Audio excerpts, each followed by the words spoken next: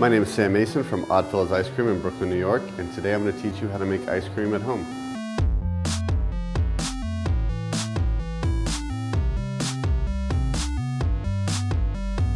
Today we're going to demonstrate how to make s'mores ice cream. First thing we're going to do is take the mini marshmallows. We're going to put them on a tray. We're going to get them in the oven and we're going to cook them at about 450 degrees to burn them. The flavor you're looking for is a really charred, burnt marshmallow. I mean, anybody who's ever had a s'mores around a campfire, it's always very burnt. It's usually too burnt. So we have our burnt marshmallows and we're going to actually burn them more. It's fun for the kids to do. Gives them something interactive. In the pot we have our milk and our heavy cream. We're going to bring that to a simmer. Ice cream at home, to simplify it, would essentially just be your milk, your heavy cream, sugar. We also add dried milk powder, which is a very important ingredient for ice cream. You want to add the least amount of water possible because those water crystals are what can get in the way of a fantastic texture. So we're going to take a separate bowl and we're going to add egg yolks as well as a little corn syrup.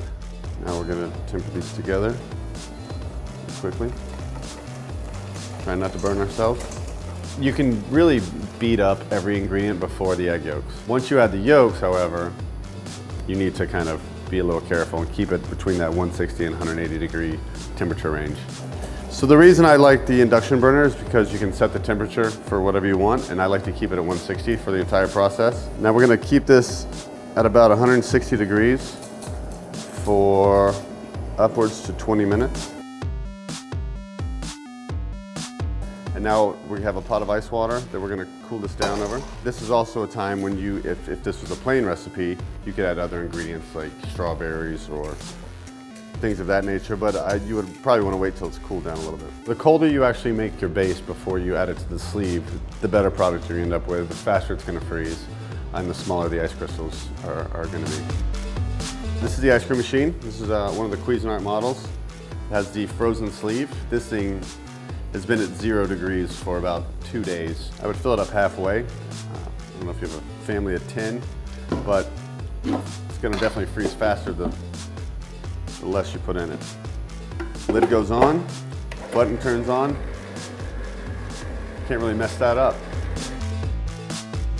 All right, so it's been about 30 minutes and we have our ice cream. Now, I know it doesn't look quite like ice cream, it's a little soft, but in order for it to get to that texture, you have to actually put it in the freezer to harden it. But before we do that, we want it to be a little soft so we can include all of our other ingredients. In the s'mores ice cream, we added additional burnt marshmallows, as well as crushed graham crackers, and what we call the magic chocolate, which is the chocolate blended with coconut oil. All right, now this is gonna go in the freezer for about 3 hours, and then we'll scoop our ice cream cones. If this is your first attempt at making ice cream at home, you're gonna wanna start really basic. A great place to start is the infusing of the dairy. As long as you can start coming up with some really interesting flavors there, you're gonna be fine down the road.